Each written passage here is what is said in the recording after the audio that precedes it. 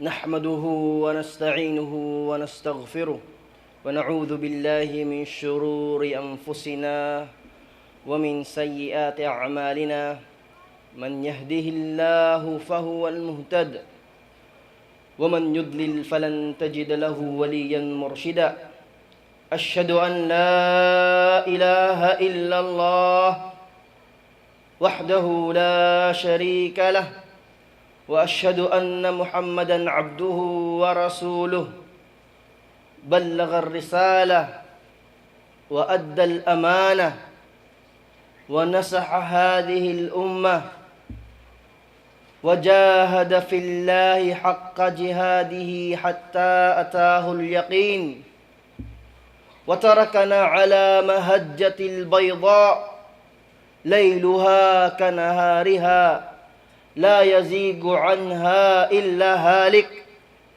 فصلوات الله وسلامه عليه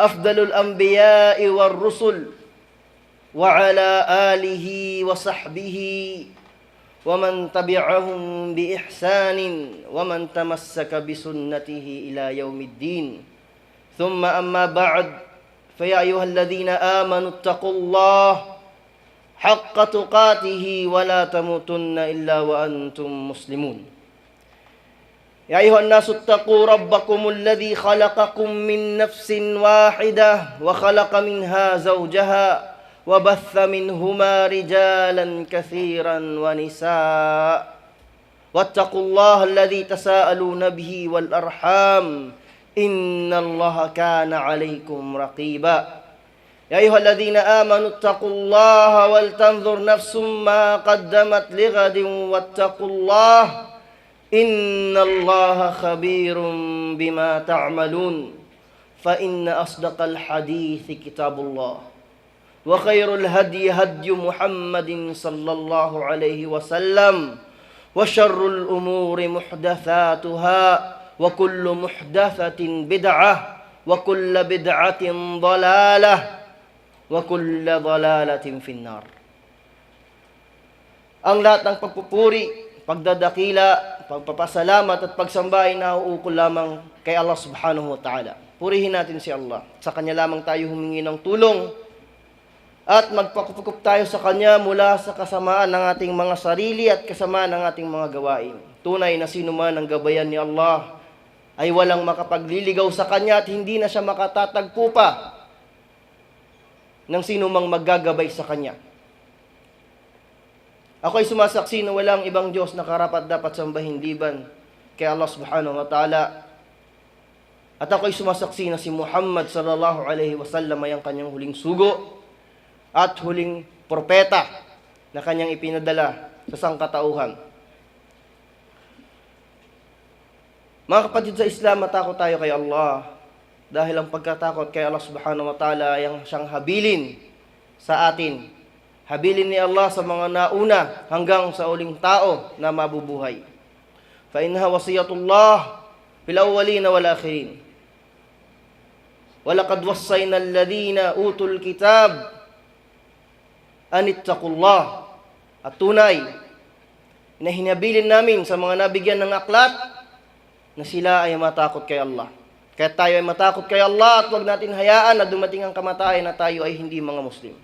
Matakot tayo kay Allah at tingnan kung ano ang ating naihanda at nailaan para sa kabilang buhay.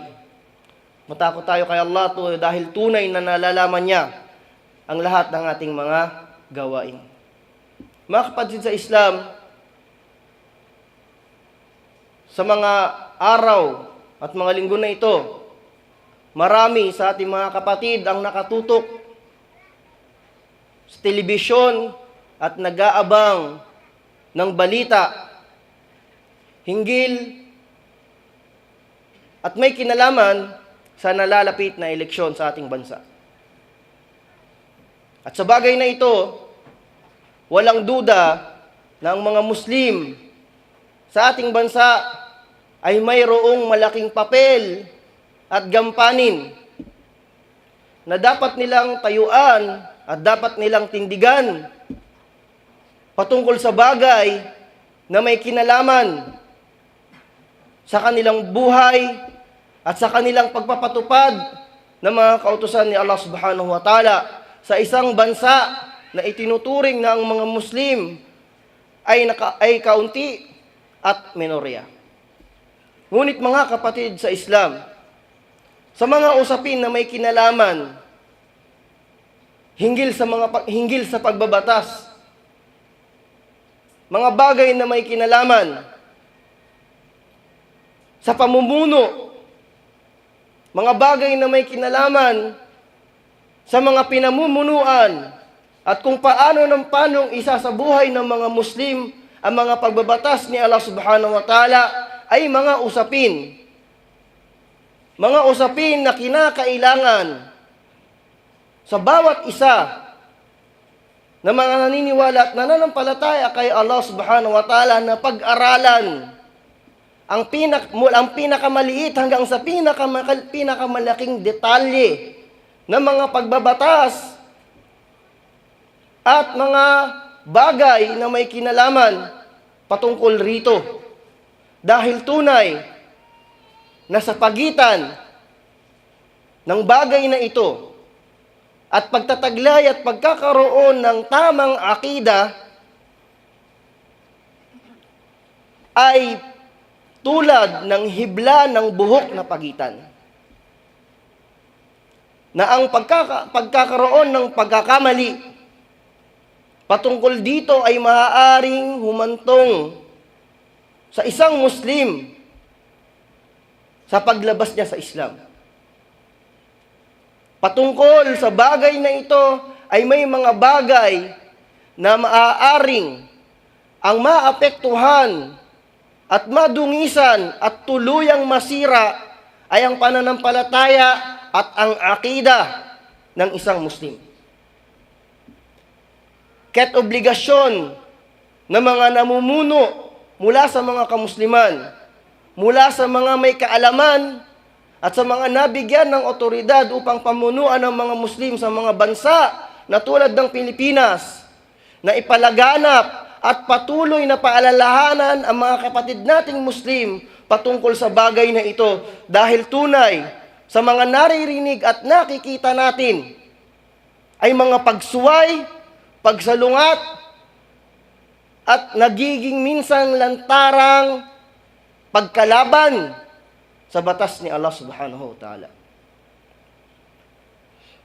Kaya't sa araw na ito, insyaAllah, ay magbibigay tayo ng ilan sa mga alituntunin na dapat nating bantayan ang ating mga sarili at ang ating mga paniniwala, nang sa gayon ay hindi tayo mahulog sa maling paniniwala, sa maling akida patungkol sa pagbabatas at patungkol sa eleksyon na nararapit. Unang-una, para sa isang Muslim ay dapat na maging malinaw sa kanyang paniniwala, na walang ibang batas na dapat na umiral sa lupa kung hindi ang batas ni Allah subhanahu wa ta'ala.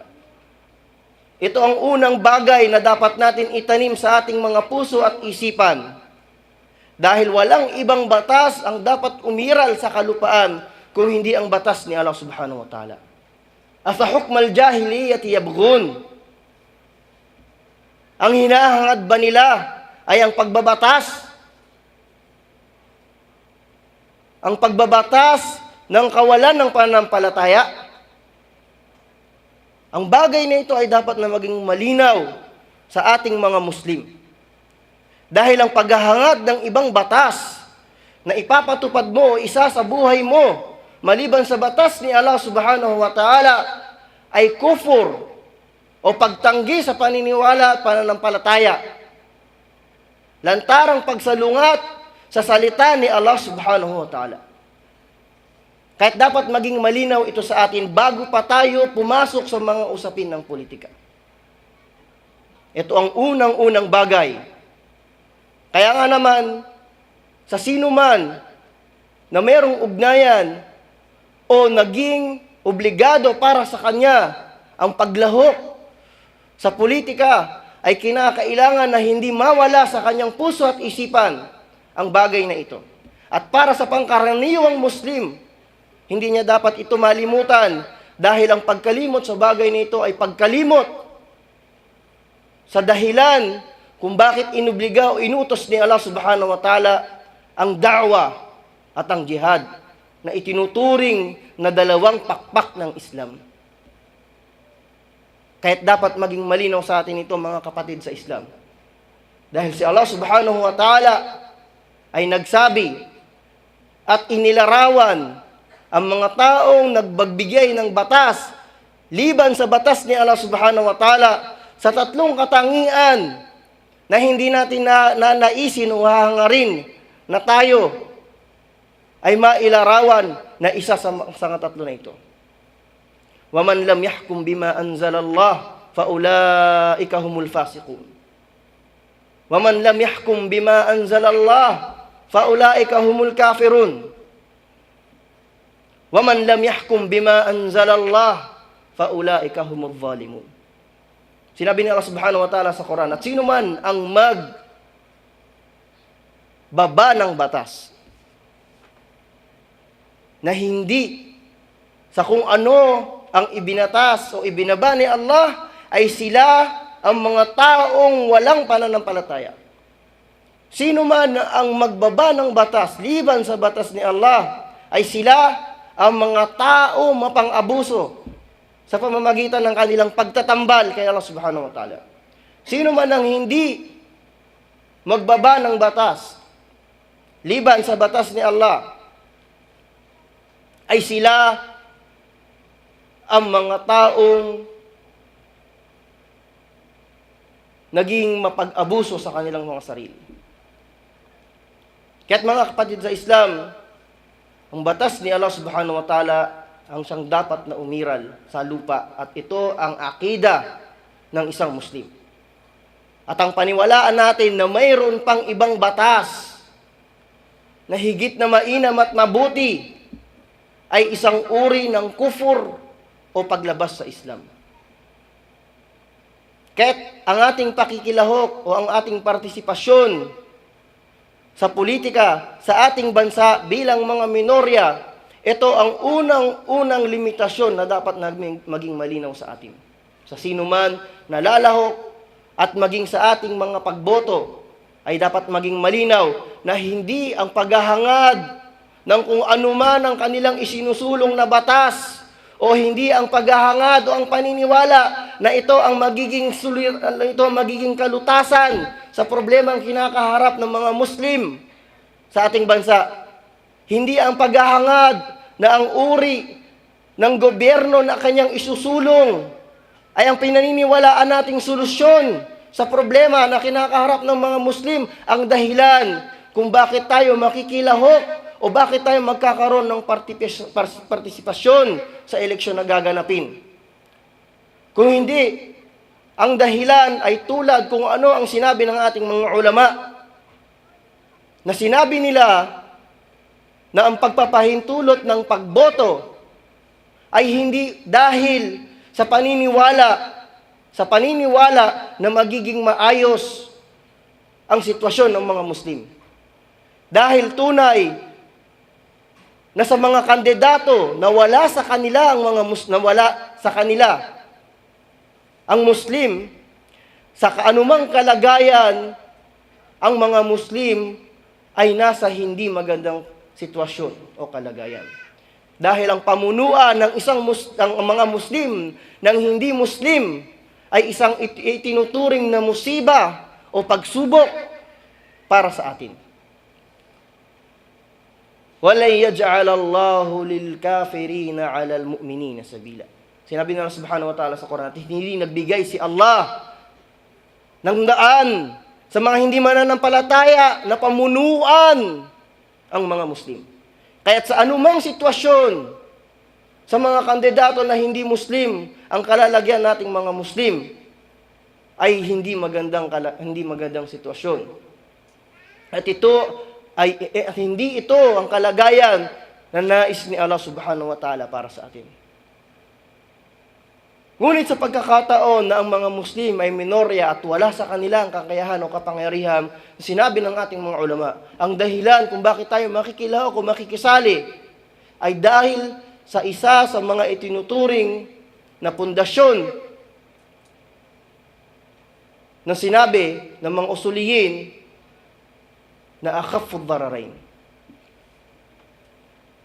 Sa sitwasyon o kalagayan na merong dalawang bagay na kung saan ang magkatulad na bagay na ito ay makapagdudulot ng masama o kasamaan sa mga Muslim, ang obligado na piliin ng mga Muslim ay ang mas kaunti ang masamang maidudulot para sa kanila. Ito ang tanging dahilan para sa ating mga Muslim kung bakit tayo makikilahok at makikisali sa eleksyon. Dahil tayo ay naghahangad ng mas maliit na masamang maidudulot ng pamumuno ng hindi Muslim sa atin. Ito ang pangalawang limitasyon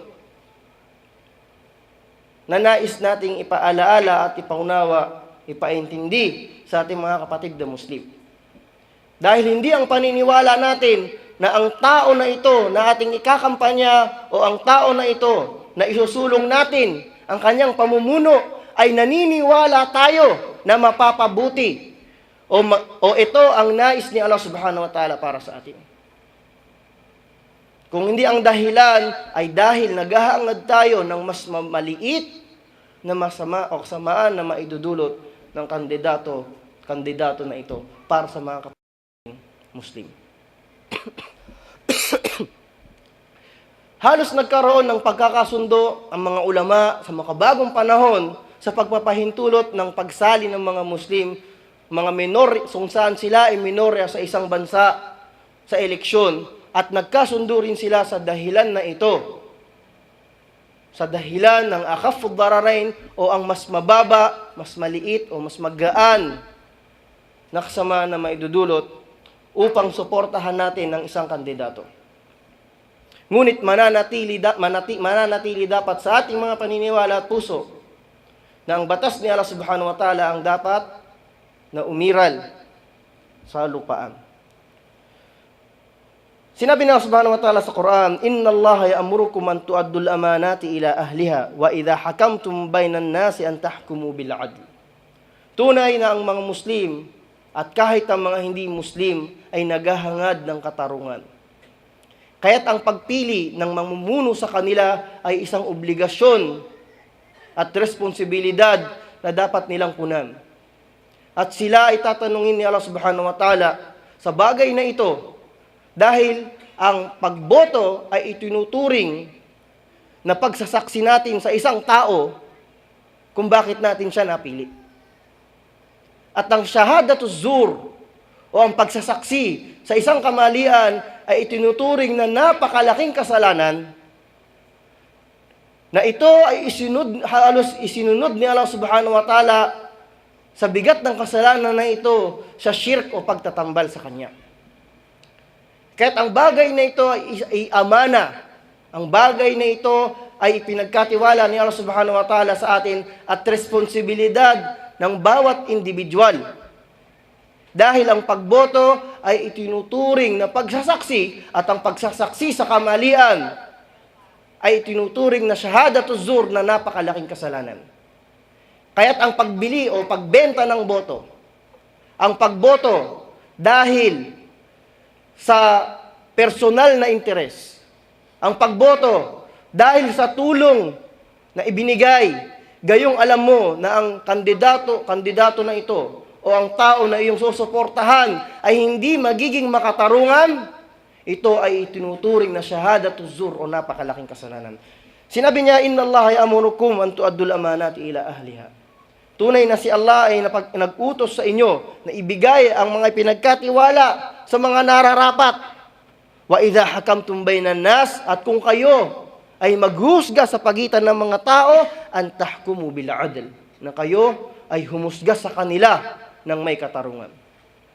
Kahit sa ating pagboto, ituring natin ito na responsibilidad at obligasyon kay Allah subhanahu wa ta'ala dahil ang gagawin natin na ito ay pagsasaksi. At ang pagsasaksi sa kasamalian ay napakabigat at napakalaking kasalanan. Nafa'ani Allahu بالقرآن والسنة ونفعني وإياكم بما فيه من الآيات والحكمة. أقول ما تسمعون وأستغفر الله لي ولكم ولسائر المسلمين من كل ذنب وخطيئة فاستغفروه وتوبوا إليه إنه هو الغفور الرحيم.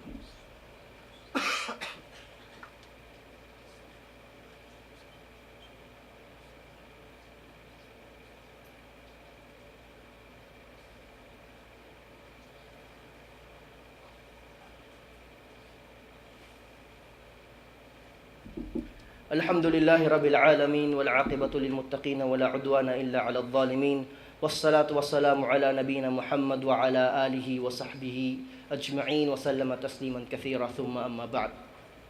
Mga kapatid sa Islam, tunay ng pagpapaalaala at pagbibigay ng kaalaman sa mga Muslim ay obligasyon ng bawat isa.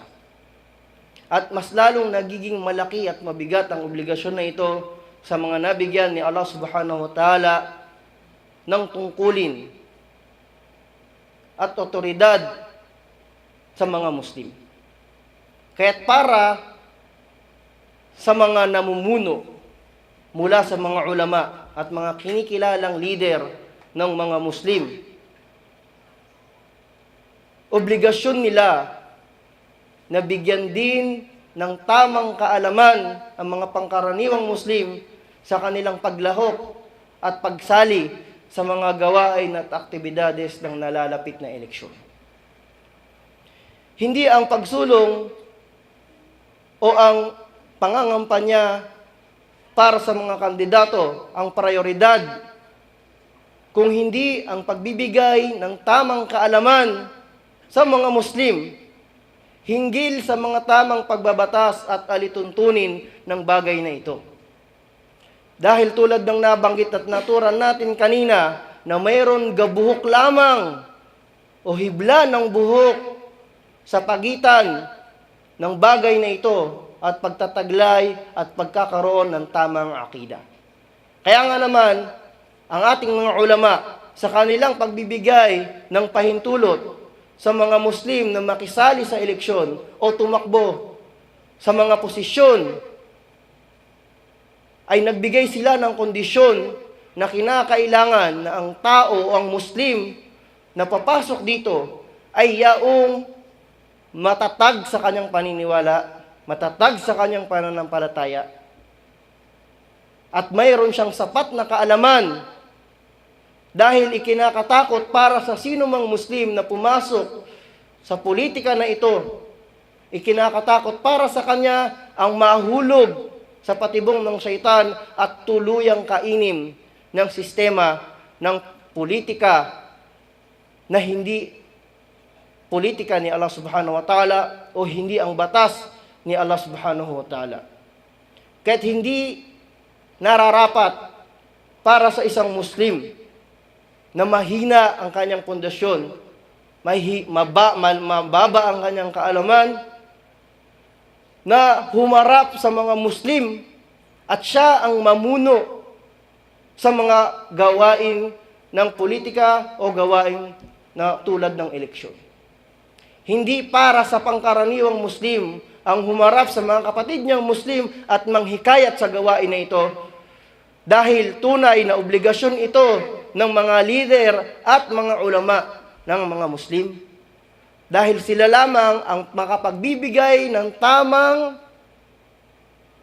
paalaala at katuruan sa mga Muslim na susunod sa kanila at patuloy na magpapaalala sa kanila patungkol sa mga pinaka-importanting detalye na may kinalaman sa kanilang paniniwala at akida. Kaya't bilang paalaala sa mga leader at mga ulama ng mga Muslim, kung paano natin isinusulong o sinusuportahan ang mga kandidato na pinaniniwalaan natin na makapagbibigay ng mas kaunting masamang maidudulot o makapagbibigay ng pakinabang sa mga Muslim, kasabay nito ay ang patuloy na pagpapaalaala sa ating mga kapatid na Muslim sa mga importanteng detalye o katuruan nang sa gayon ay hindi sila mahulog sa maling paniniwala.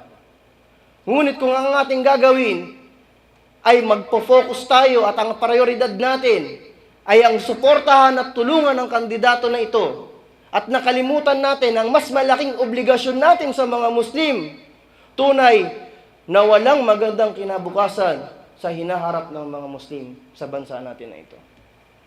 Dahil ang prioridad ng mga leader at mga ulama ay ang gabayan ang mga Muslim sa bansa tulad ng Pilipinas. فيا عباد الله صلوا على نبيكم الكريم فإن الله أمرنا بذلك وبدأ بنفسه حيث قال إن الله وملائكته يصلون على النبي يا أيها الذين آمنوا صلوا عليه وسلموا تسليما اللهم صل على محمد وعلى آل محمد كما صليت على إبراهيم وعلى آل إبراهيم إنك حميد مجيد وبارك اللهم